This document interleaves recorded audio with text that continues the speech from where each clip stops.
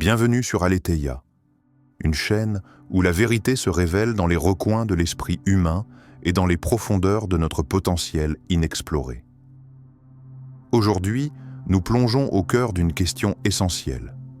Pourquoi avez-vous peur de votre propre potentiel? Cette peur, insidieuse et souvent silencieuse, nous empêche de réaliser ce que nous sommes vraiment capables d'accomplir. Pourtant, comprendre cette vérité profonde, comme l'a si brillamment expliqué Carl Jung, est la clé pour briser les chaînes invisibles qui limitent notre croissance. Rejoignez-nous dans cette exploration où chaque pensée, chaque idée, devient un pas vers la découverte de votre véritable pouvoir intérieur. Vous êtes plus grand que vous ne l'imaginez, il est temps de l'embrasser pleinement. La confrontation à l'ombre. La peur de l'inconnu, Carl Jung disait « Tout ce qui nous irrite chez les autres peut nous conduire à une meilleure compréhension de nous-mêmes ». Cette phrase résume parfaitement l'un des principes les plus profonds de la psychologie humaine. Notre peur de notre propre potentiel est souvent le reflet de notre incapacité à accepter ce que nous cachons au fond de nous. Ce qu'il appelle l'ombre n'est pas juste une métaphore abstraite, mais une réalité psychologique puissante. L'ombre, c'est cette partie de nous-mêmes que nous avons rejetée ou ignorée parce qu'elle semble menaçante. Pourtant, c'est là que réside souvent la clé de notre véritable pouvoir. Imaginez un instant un jeune homme, un adolescent encore, qui regarde son père comme un géant. Son père est l'incarnation de la réussite, de la force, de la sagesse. Ce jeune homme se voit comme une ombre par rapport à lui, un être insignifiant qui ne pourra jamais atteindre un tel niveau de grandeur. Dans son esprit, le potentiel de son père est inatteignable. Il est fixé dans une position inférieure, dans un espace où il se sent petit et incapable. Il se perçoit comme le reflet d'un idéal qu'il n'a aucune chance d'atteindre. Chaque geste de son père, chaque parole, semble être un rappel de son propre manque, de ses propres limites. Mais un jour, quelque chose change en lui. Ce jeune homme commence à prendre conscience de son propre potentiel. Il se rend compte que, tout comme son père, il possède en lui les capacités de réaliser de grandes choses. Mais c'est là que la peur surgit. Ce n'est pas la peur de l'échec, mais la peur de devenir ce qu'il a toujours admiré chez son père. La peur ne vient pas de l'extérieur, mais de l'intérieur. La peur de réussir, la peur de grandir, la peur de s'accepter dans toute sa grandeur. C'est comme si, en devenant ce qu'il a toujours vu chez l'autre, il se trahissait lui-même. L'ombre qu'il a projetée sur son père devient une barrière à franchir, une frontière qu'il n'ose pas franchir. L'ombre, dans le contexte jungien, n'est pas un monstre à craindre. Elle ne doit pas être rejetée ou ignorée. Elle est simplement cette part de nous-mêmes que nous avons refoulée parce qu'elle ne correspond pas à l'image idéale que nous avons de nous. Cette ombre est en réalité pleine de potentiel inexploité. Ce sont ces capacités que nous avons choisi de négliger, de repousser ou de ne pas reconnaître. Pourtant, ce sont ces mêmes capacités qui peuvent nous libérer si nous avons le courage de les accepter. L'ombre, selon Jung, est souvent liée à des aspects de nous-mêmes que nous considérons comme inacceptables ou mauvais. La colère, la jalousie, l'ambition excessive, le désir de pouvoir et même des qualités que la société juge négatives. Nous avons tendance à rejeter ces aspects de notre personnalité, à les fuir, à en avoir honte. Mais le véritable travail, selon Jung, consiste à reconnaître ces aspects de nous-mêmes et à les intégrer. En d'autres termes, il nous invite à accepter ce qui nous effraie, à comprendre que ces mauvaises qualités ne sont pas nécessairement mauvaises. Elles ne sont que des forces brutes qui attendent d'être canalisées et utilisées à bon escient. Revenons à ce jeune homme. Au fur et à mesure qu'il commence à accepter cette ombre en lui, il se rend compte que ce qu'il admire chez son père n'est pas un idéal figé, mais une série de décisions, de combats et d'échecs surmontés. Il comprend que son père, tout comme lui, a eu à affronter ses propres peurs, ses propres ombres. La grandeur de son père n'était pas donnée, elle a été conquise. Et tout comme son père, il peut atteindre cette grandeur, mais il doit d'abord accepter de regarder en face les parts de lui-même qu'il a longtemps ignorées. Cela nous amène à une question fondamentale. Pourquoi avons-nous si peur de notre propre potentiel? Pourquoi nous limitons-nous à un seuil que nous avons nous-mêmes placé? La réponse réside dans cette peur de l'inconnu. Car accepter notre potentiel signifie accepter l'inconnu. Cela signifie accepter que nous n'avons aucune idée de ce que nous pourrions devenir. Cela signifie sortir de notre zone de confort, franchir un seuil où nous ne savons pas ce qui nous attend. Et cela, bien sûr, est effrayant. Imaginez un instant que vous soyez au bord d'un précipice, sur le point de sauter. Vous ne savez pas ce qui vous attend de l'autre côté. Il y a de la peur, oui, mais aussi une promesse, celle de l'inconnu. Et l'inconnu peut être à la fois effrayant et excitant. Pour franchir ce pas, vous devez faire confiance à votre propre capacité à affronter ce qui vous attend. Le jeune homme, au bout du compte, comprend cela. En acceptant son ombre, il découvre que cette part cachée de lui n'est pas une faiblesse, mais une force. C'est un réservoir d'énergie inexploitée qu'il peut utiliser pour se propulser vers sa véritable grandeur. L'ombre, loin d'être un fardeau, devient un allié. Et à partir de là, il comprend enfin que sa peur ne vient pas de son potentiel, mais de sa résistance à accepter ce potentiel comme une réalité en lui. Alors, peut-être que vous avez vous aussi peur de votre potentiel. Mais ne vous méprenez pas. Ce n'est pas la peur de ce que vous pourriez accomplir qui vous paralyse. C'est la peur de vous découvrir vous-même, de vous libérer de vos chaînes intérieures et de vous accepter pleinement dans votre grandeur. La peur de l'inconnu est l'ultime défi à surmonter. Mais une fois ce défi relevé, une porte s'ouvrira et vous accéderez à une vie que vous n'aviez jamais osé imaginer. La question n'est pas si vous êtes capable. La question est, êtes-vous prêt à accepter cette capacité en vous? Le pouvoir de la pensée organisée, de la confusion à la clarté. Carl Jung a dit un jour, « Le premier pas vers la vérité, c'est de douter de tout ce que vous croyez savoir. » Cette phrase, apparemment simple, mais d'une profondeur infinie, souligne la nécessité du doute, non pas comme un frein, mais comme une porte d'entrée vers la connaissance véritable. Ce doute est fondamental, car il nous pousse à remettre en question nos croyances, nos certitudes et les limites que nous avons nous-mêmes imposées. Avant de pouvoir explorer notre potentiel et vivre dans notre pleine grandeur, nous devons d'abord déconstruire ces croyances limitantes qui nous entravent.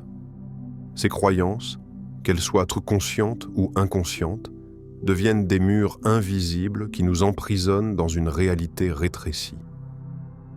Imaginons un instant que chaque pensée que nous avons soit une graine semée dans le sol de notre esprit. Si nous nourrissons ces graines avec des croyances négatives, des pensées d'insuffisance et de limitation, ces graines germeront et se transformeront en réalité. Mais si nous choisissons de semer des graines de liberté, d'abondance et de possibilités infinies, alors nous ouvrons un champ tout entier de potentialités inexploitées que nous n'avions jamais imaginées. Prenons un exemple concret pour mieux comprendre cette idée. Un homme, au sommet de sa carrière, semble avoir tout ce qu'il désire. Il a réussi dans tout ce qu'il a entrepris, il est respecté dans son domaine, et pourtant, il vit dans l'ombre d'une peur constante. Une voix intérieure lui murmure qu'il ne mérite pas tout cela, que tout ceci pourrait s'effondrer à tout moment. Il croit que la moindre erreur pourrait le faire tomber. Cette pensée de l'incompétence cachée le paralyse. Chaque réussite, chaque victoire est ternie par la peur que tout soit une illusion, qu'il n'est pas réellement digne de ses succès.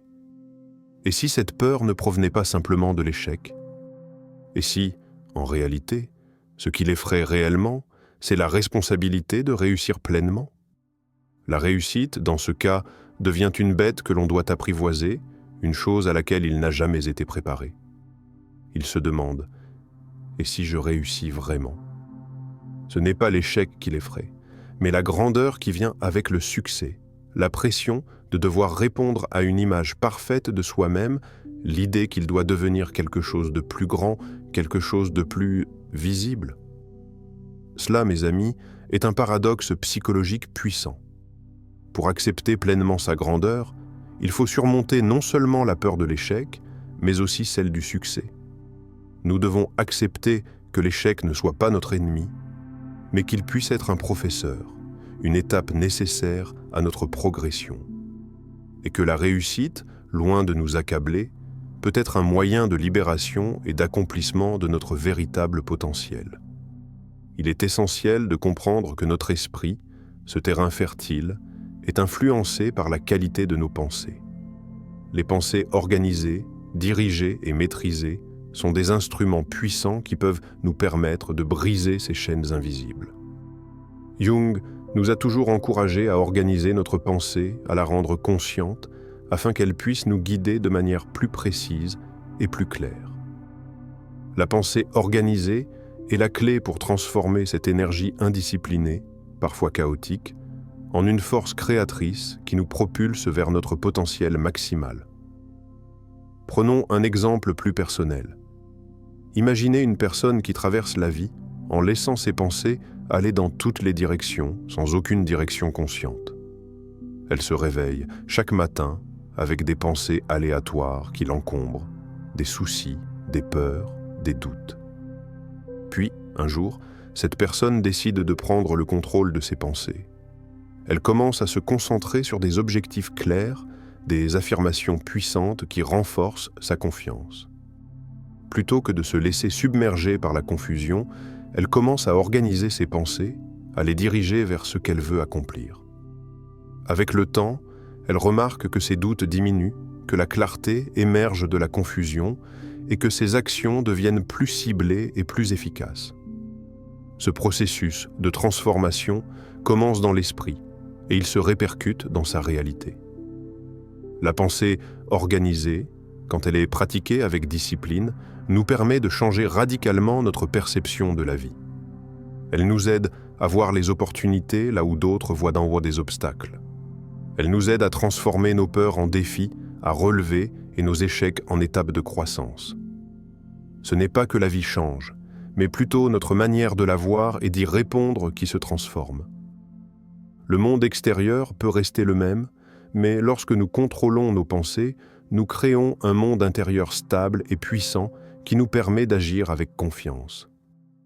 Voici où l'harmonie de la pensée organisée entre en jeu. Quand nous devenons capables de transformer nos pensées en affirmations positives, nos croyances limitantes se dissolvent. Nous ne sommes plus captifs de notre passé, de nos peurs, de nos doutes. Nous prenons les rênes de notre esprit, et c'est cette prise de pouvoir qui devient la source de notre création. L'homme, qui auparavant vivait dans la peur du succès, commence alors à comprendre que sa grandeur ne dépend pas de ce qu'il a accompli, mais de qui il devient lorsqu'il choisit de croire en sa propre capacité. Nous devons reconnaître que nos pensées ne sont pas juste des réactions passives aux événements de notre vie. Elles sont des instruments puissants de création.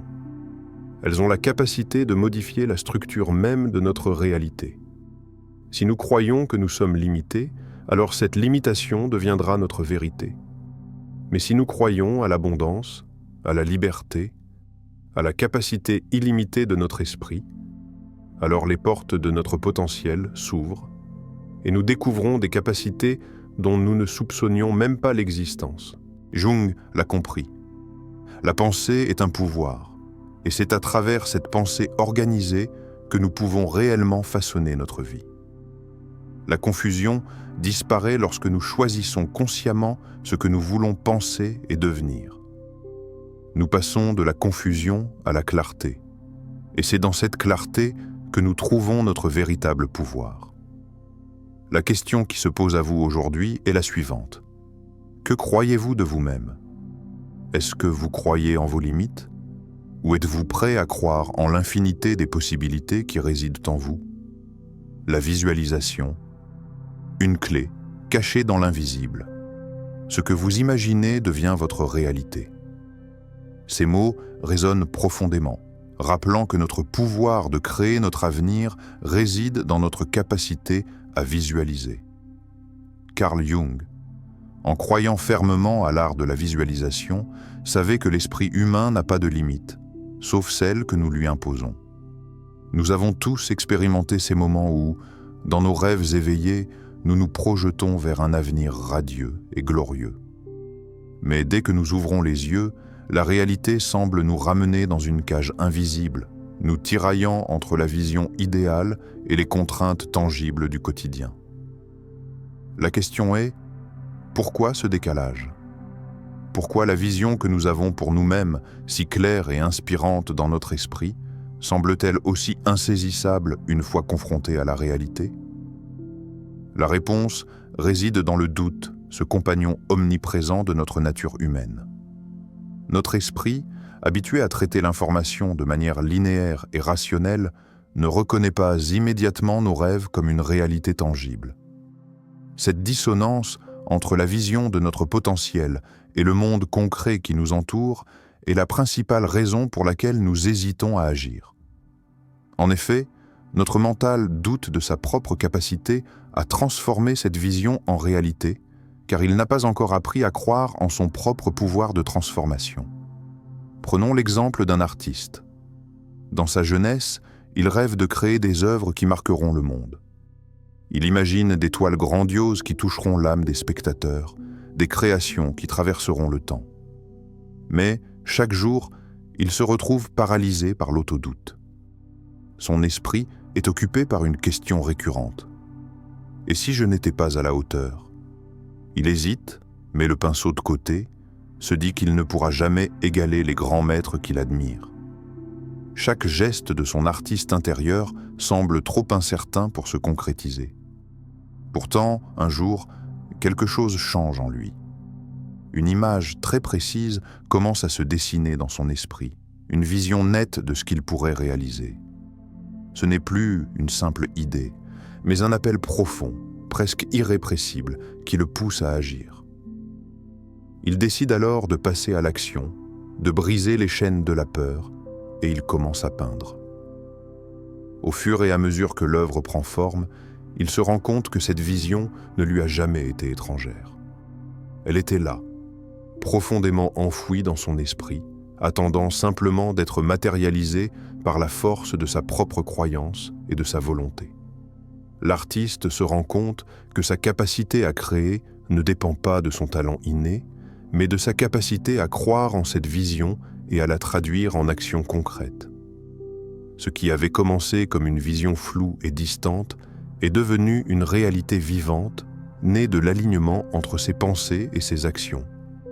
Il n'a pas seulement créé une œuvre d'art, mais il a matérialisé une version plus grande de lui-même, une version capable de transcender ses propres limitations. Ce n'était pas la qualité de son pinceau qui déterminait le résultat, mais la force de sa vision. La visualisation ne consiste pas seulement à imaginer quelque chose de vague dans l'esprit, mais à voir et à ressentir l'objectif comme une réalité déjà accomplie. C'est là que réside la magie de la visualisation. En cultivant une vision claire et précise de ce que nous voulons, nous commençons à entraîner notre esprit à voir cette réalité comme étant déjà à portée de main. Ce processus, selon Jung, consiste à intégrer cette vision dans notre conscience, à lui donner une place tangible dans notre esprit, à la nourrir comme un jardin que l'on cultive chaque jour. Imaginez cela pendant un instant. Vous fermez les yeux et vous visualisez un objectif, un rêve que vous avez toujours eu, que ce soit la création d'une entreprise, la réalisation d'une œuvre d'art, la maîtrise d'une compétence particulière, ou même une transformation personnelle profonde. Si vous vous permettez de plonger dans cette vision, de ressentir les émotions liées à la réussite de ce rêve, vous commencez à tisser un lien puissant entre votre esprit et votre réalité future. Mais ce processus va plus loin encore. Chaque fois que vous vous connectez à cette vision, vous renforcez cette croyance que cette réalité est déjà en train de se créer, même si elle n'est pas encore manifestée dans le monde extérieur. Et chaque fois que vous agissez, Chaque petite action que vous entreprenez en lien avec cette vision, vous construisez un pont entre l'invisible et le visible. Mais pourquoi tant d'entre nous échouent-ils à réaliser ce potentiel qui semble si proche? Parce que, dans le fond, nous doutons de nous-mêmes.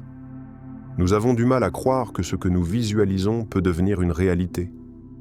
Nous avons été conditionnés à penser que seules les actions tangibles et mesurables comptent, que la pensée seule ne peut rien accomplir.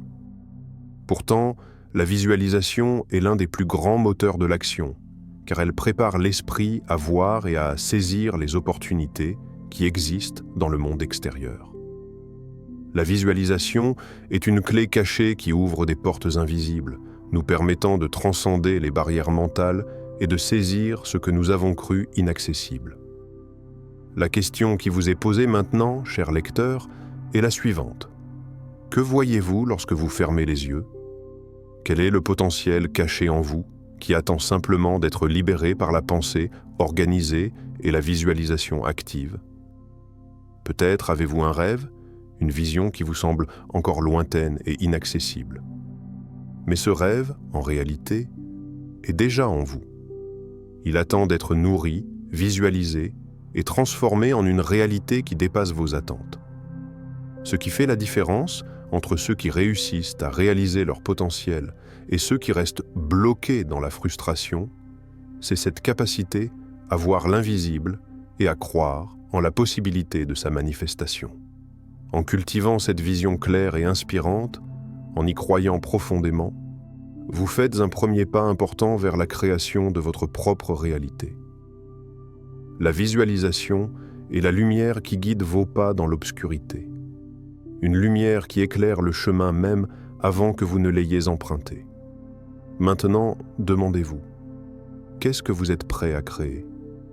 Et surtout, êtes-vous prêt à voir cette création dans votre esprit, avant même qu'elle ne devienne réelle dans le monde extérieur? Parce que c'est dans cette vision claire et intense que réside votre véritable pouvoir. L'autosuggestion, l'art de transformer l'esprit. Carl Jung a dit un jour, « La pensée est le plus puissant des instruments humains. Si vous la dirigez avec sagesse, elle peut tout accomplir. » Cette affirmation résume l'essence de ce que l'on appelle l'autosuggestion, la capacité de programmer notre esprit pour qu'il devienne l'outil le plus puissant dans la création de notre réalité. À travers la pratique consciente de l'autosuggestion, nous pouvons remplacer les croyances limitantes par des pensées créatrices qui nous propulsent vers un avenir où nous devenons les véritables maîtres de notre destin. L'autosuggestion est cette clé magique, souvent ignorée, qui permet à l'esprit humain de réécrire ses propres lois, de se libérer des chaînes invisibles et d'accomplir l'impossible. Imaginez une femme qui, depuis sa jeunesse, a été façonnée par la peur de l'échec.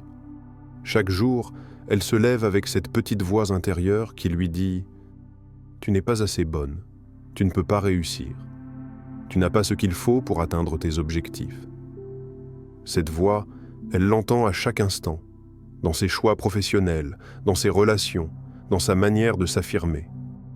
Chaque pensée qu'elle a est un reflet de cette croyance profondément ancrée, de cette limitation invisible mais bien réelle.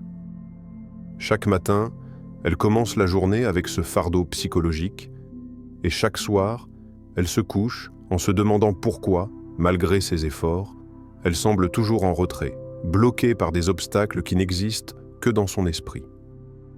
Mais un jour, cette femme prend une décision simple, mais radicale. Elle décide de se parler autrement. Ce n'est pas un acte de foi aveugle, ni un renoncement aux réalités de la vie, mais un changement radical dans la manière dont elle se perçoit. Elle commence à se répéter chaque jour « Je suis capable, je mérite le succès, mon potentiel est infini, je suis maître de ma vie. » Ces mots ne sont pas seulement des affirmations superficielles. Ils sont des pensées conscientes, des pensées dirigées, qui sont activement semées dans le sol fertile de son esprit. Au début, ces pensées semblent fragiles, presque déconnectées de sa réalité. Mais elles persévèrent. Chaque matin, En se levant, elle se répète ces mots, les intègre dans son être, en les ressentant profondément. Peu à peu, ses pensées ne sont plus simplement des paroles. Elles commencent à imprégner sa manière de penser, sa manière d'agir, sa manière de percevoir le monde qui l'entoure. Au fur et à mesure que ces affirmations renforcent sa confiance en elle, elle commence à prendre des décisions plus audacieuses. Elle ose parler, s'affirmer, entreprendre des actions qui étaient autrefois hors de portée. Ce qui était fascinant, c'est qu'elle ne réalise pas simplement des actions extérieures. Elle ne fait pas que faire des choses différentes. Elle change sa manière de penser, elle transforme sa vision de la vie, et à travers cette transformation intérieure, elle transforme sa réalité extérieure. C'est là tout le pouvoir de l'autosuggestion. En modifiant les pensées internes, en changeant l'histoire que nous nous racontons à nous-mêmes, nous modifions profondément notre comportement et notre manière d'interagir avec le monde. L'autosuggestion n'est pas une technique magique qui garantit un succès immédiat. Non, elle demande du temps, de la persévérance et un engagement profond à changer notre dialogue intérieur. Au fur et à mesure que cette femme commence à croire véritablement en ses capacités, elle remarque que les portes qu'elle croyait fermées commencent à s'ouvrir. Des opportunités qu'elle n'avait jamais remarquées auparavant se présentent à elle. Les personnes autour d'elle commencent à réagir différemment et elle constate que le monde extérieur commence à se conformer à sa vision intérieure. Il est essentiel de comprendre ici un principe fondamental. L'esprit humain est une interface entre l'invisible et le visible. Ce que vous pensez, ce que vous croyez être possible pour vous, façonne la réalité qui se déploie autour de vous. La pensée n'est pas un simple reflet passif de ce que vous voyez dans le monde. Elle est une force créatrice. La manière dont vous vous parlez à vous-même détermine ce que vous êtes en mesure de réaliser. Si vous croyez que vous êtes limité, alors votre réalité sera limitée. Si vous croyez en un avenir brillant, rempli de succès et d'accomplissements, alors vous commencerez à percevoir le monde à travers cette lentille, et chaque action que vous entreprendrez sera orientée vers cette réalité. Prenons un autre exemple. Un homme qui a longtemps hésité à changer de carrière, croyant qu'il n'en était pas capable, décide un jour de se parler différemment. Il commence à se répéter « Je suis capable de réussir dans n'importe quel domaine. J'ai les compétences nécessaires pour évoluer et m'adapter.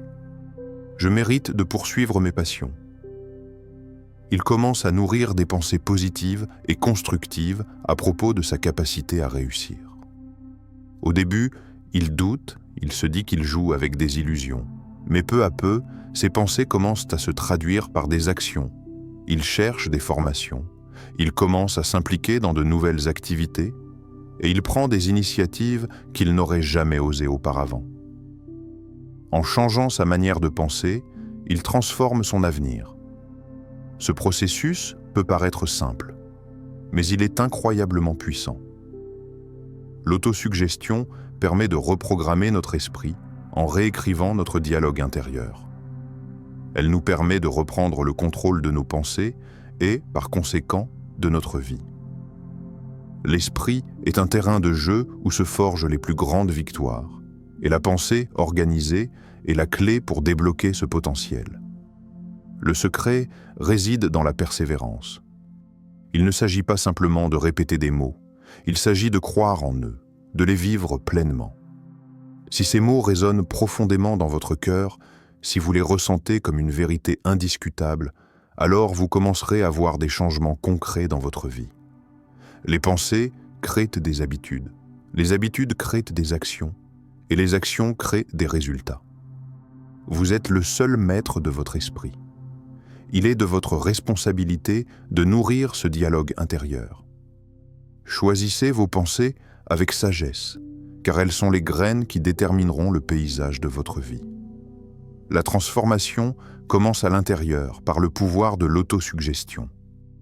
Ce processus est un acte de pouvoir, un acte de foi en vous-même et un acte de création de la vie que vous désirez profondément. La question que vous devez vous poser est la suivante. Que vous dites-vous à vous-même chaque jour? Et plus encore, quel changement pourriez-vous apporter à ce dialogue intérieur pour transformer votre réalité? En conclusion, il est important de se rappeler que tout ce que vous imaginez est à portée de main. Votre potentiel est bien plus vaste que ce que vous percevez aujourd'hui, et il suffit de changer votre manière de penser, de voir et de croire en vous-même pour débloquer des portes insoupçonnées. La pensée organisée, la visualisation et l'autosuggestion ne sont pas simplement des outils, ce sont des armes puissantes qui vous permettent de redéfinir votre réalité et de façonner votre avenir. Chez Altea, nous croyons que la transformation commence par une prise de conscience.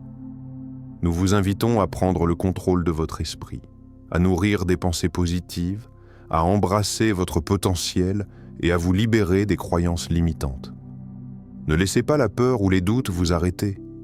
Vous avez tout ce qu'il faut pour réussir et il est temps de le réaliser. Si ce message vous parle, si vous êtes prêt à changer, alors n'attendez plus. Abonnez-vous à Altea, likez cette vidéo et laissez-vous un commentaire pour partager vos réflexions. Nous serons heureux de savoir comment vous mettez en pratique ces principes pour créer la vie que vous méritez. Laissez vos pensées vous guider et faites de chaque jour un pas vers votre transformation. Vous êtes à un choix de distance de votre avenir, alors faites-le avec confiance.